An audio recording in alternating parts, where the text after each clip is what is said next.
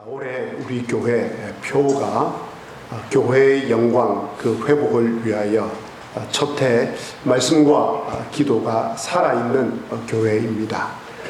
올해 들어 새벽 기도회에 나와서 말씀을 듣고 기도하는 분들이 많습니다. 또 주보 안에 있는 새벽 기도 본문을 3번 소리내어 읽는 분도 많습니다. 그리고 주보 안에 있는 암송 구절을 또 암송하는 분들도 많습니다.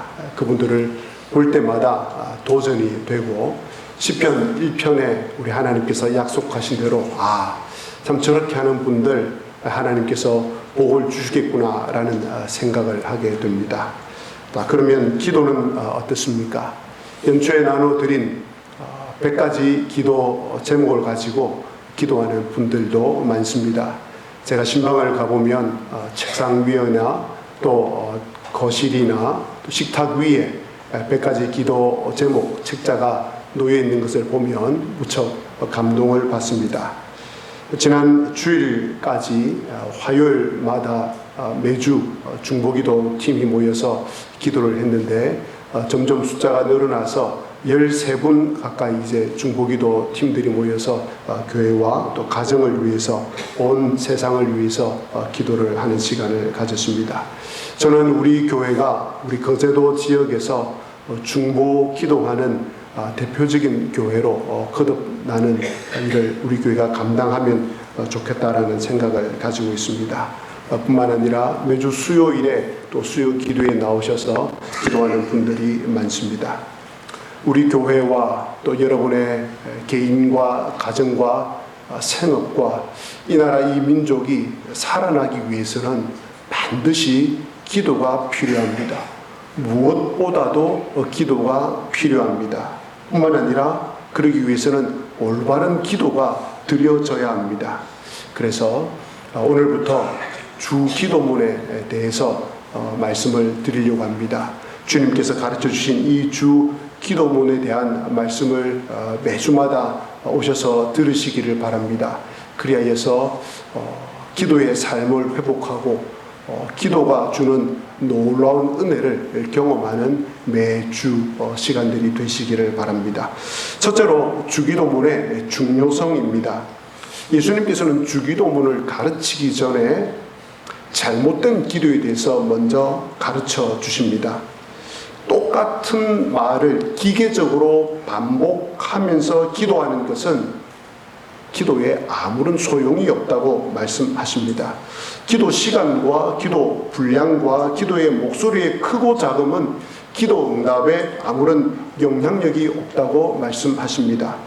다른 사람이 듣도록 소리를 크게 내어 기도하지 말라고 하십니다. 오직 은밀히 기도하라고 말씀하십니다. 다른 사람이 어떻게 기도하는지 관심을 갖지 말라고 하십니다. 오직 기도에 있어서 가장 중요한 것은 하나님에게 집중하는 것이라고 말씀하십니다. 5절에서 7절 말씀입니다. 또 너희는 기도할 때에 외식하는 자와 같이 하지 말라. 그들은 사람에게 보이려고 회당과 큰 거리 어귀에 서서 기도하기를 좋아하느니라. 내가 진실로 너희에게 이르노니 그들은 자기 상을 이미 받았느니라. 너는 기도할 때에 내 골방에 들어가 문을 닫고 은밀한 중에 계신 내 아버지께 기도하라. 은밀한 중에 보시는 내 아버지께서 갚으시리라. 또 기도할 때에 이방인과 같이 중언부언하지 말라. 그들은 말을 많이 하여야 들으실 줄 생각하느니라. 그러면서 예수님께서 이제 주 기도문을 가르쳐 주십니다. 잘못된 기도를 이야기하고 난 다음에 주님께서 올바른 기도, 하나님께서 들으시는 기도, 하나님께서 기뻐하시는 기도가 무엇인지를 가르쳐 주십니다. 그것이 바로 주 기도문입니다. 기도를 들으시고 응답하시는 분이 가르쳐 주신 기도문입니다. 하나님과 가장 친밀하게 기도하시는 분이 가르쳐 주신 기도문입니다. 우리를 누구보다도 가장 잘 아시는 하나님께서 가르쳐 주신, 예수님께서 가르쳐 주신 기도문입니다. 그런 예수님께서 우리에게 기도를 가르쳐 주셨다는 것은 우리는 기도하는 법을 배워야 한다는 것입니다. 그러므로 주기도문은 무엇을 기도해야 되고 기도를 어떻게 해야 하는지에 대한 가르침입니다. 특히 예수님께서 앞 구절에 잘못된 기도가 무엇인지를 말씀하신 후에 그러므로 너희는 이렇게 기도하라 라고 하셨기 때문에 이 주기도문은 기도의 모본이라고 할 수 있습니다. 주기도문은 기도의 전부를 포함합니다. 기도의 원리가 담겨져 있습니다. 기도의 요약입니다. 예수님께서 전지전능하시고 우리의 모든 것을 다 아시는 하나님, 예수님께서 가르쳐 주신 기도문이라면 더 이상 추가할 것도 없고 더 뺄 것도 없는 완벽한 기도문이 바로 이 주기도문입니다. 그렇다고 해서 주기도문만을 주술처럼 외우라는 뜻은 아닙니다. 예수님께서 밤을 새워 기도하실 때에 이 주기도문만 주술처럼 외우면서 기도하지 않으셨습니다.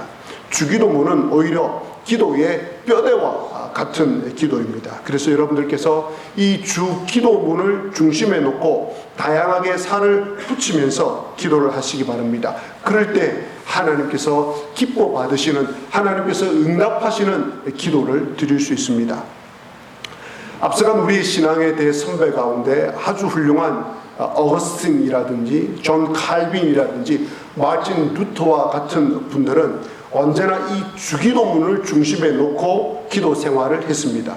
또 다른 사람들에게 기도를 가르칠 때도 자신의 경험이 아니라 주기도문을 토대로 해서 다른 사람들에게 기도를 가르쳤습니다. 마틴 루터의 예를 들어보겠습니다. 루터는 자신의 친구가 온전한 기도가 무엇인지, 어떻게 하면 온전한 기도를 잘 드릴 수 있는지, 어떤 내용이 들어가면 좋은지 마틴 루터에게 부탁을 했습니다. 그럴 때 마틴 루터가 그 친구에게 이렇게 편지를 썼습니다. 친구여, 주기도문을 읽다가 혹은 암송하다가 마음이 뜨거워지는 경험을 한 적이 있는가? 나는 그럴 때면 손을 모은 채 무릎을 꿇고서 서서 하늘을 바라보고 가능하면 다음과 같이 간단하게 기도를 드린다네 라고 하면서 주기도문을 뼈대로 해서 살을 붙인 이 기도의 기도문을 친구에게 보냅니다. 이 루터가 친구에게 보낸 기도문은 이 주기도문 설교가 끝난 후에 제가 여러분들에게 드리도록 그렇게 하겠습니다. 왜 루터를 비롯한 많은 신앙의 위인들이 주기도문을 토대로 기도하고 주기도문을 토대로 다른 사람들에게 기도를 가르쳤겠습니까?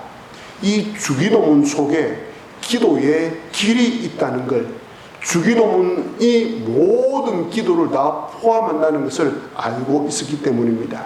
이 주기도문이 풍요로운 기도의 곳간을 여는 열쇠라는 것을 그들이 깨달았기 때문입니다.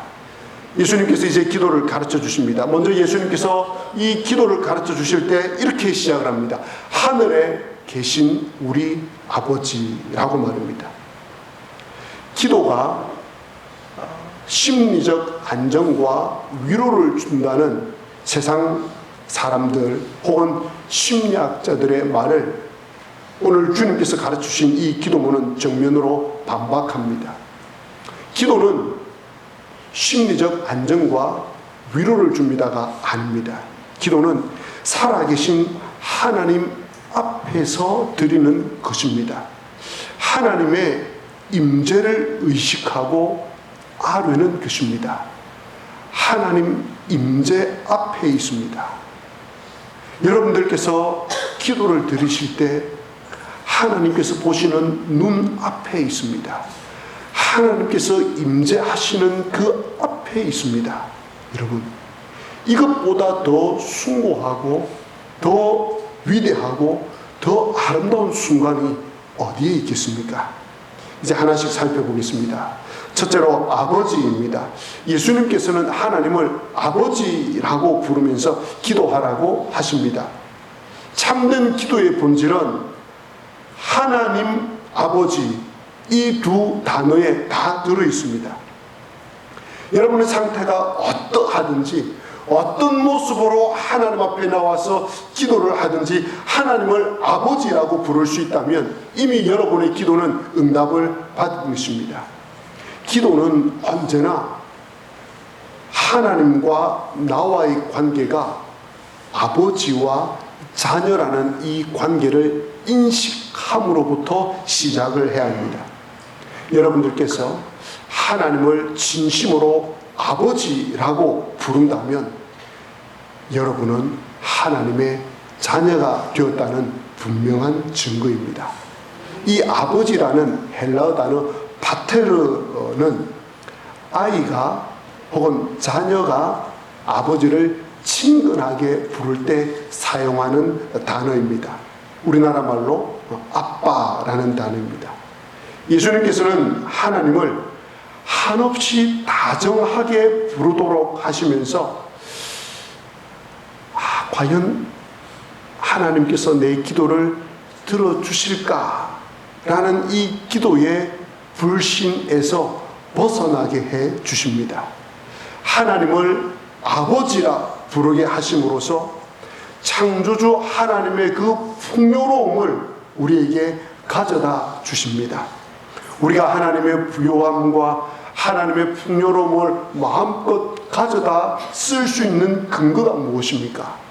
하나님이 우리의 아버지가 되시기 때문입니다. 하나님을 아버지라 부를 수 있도록 허락해 주신 그 예수님께 감사와 찬양을 돌려드립니다. 이 세상 그 어떤 신도 자신을 향하여서 아버지라고 부르라고 한 신은 단 한 신도 없습니다.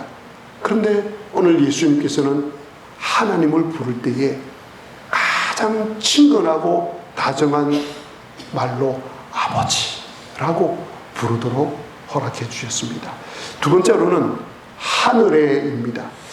예수님께서는 하나님 아버지라고 하지 않고 그 앞에 하늘에 계신 하나님 아버지라고 부르라고 가르쳐 주셨습니다. 우리가 기도하는 하나님은 하늘에 계신 아버지입니다. 여기서 하늘이라고 이야기를 하니까 하나님은 저 위에 계시는 이 땅과 대조되는 저 하늘에 계신 분이구나 라고 생각하는 그 생각을 오늘부터 머릿속에서 지우시기를 바랍니다. 여기에 나오는 하늘에라는 이 헬라어 단어를 찾아보면 복수형으로 되어 있습니다. 하늘들이라는 단어입니다. 하나님께서는 하늘들에 계신 분입니다. 이 하늘들이라는 말은 눈에 보이는 저 하늘이 아니라 천사들의 찬양과 섬김을 받으면서 영광 가운데 거하시는 하나님의 거처를 일컬어서 하늘들이라고 이야기를 합니다. 그러면 하나님께서 거하시는 거처가 어디입니까? 성경은 이렇게 말합니다.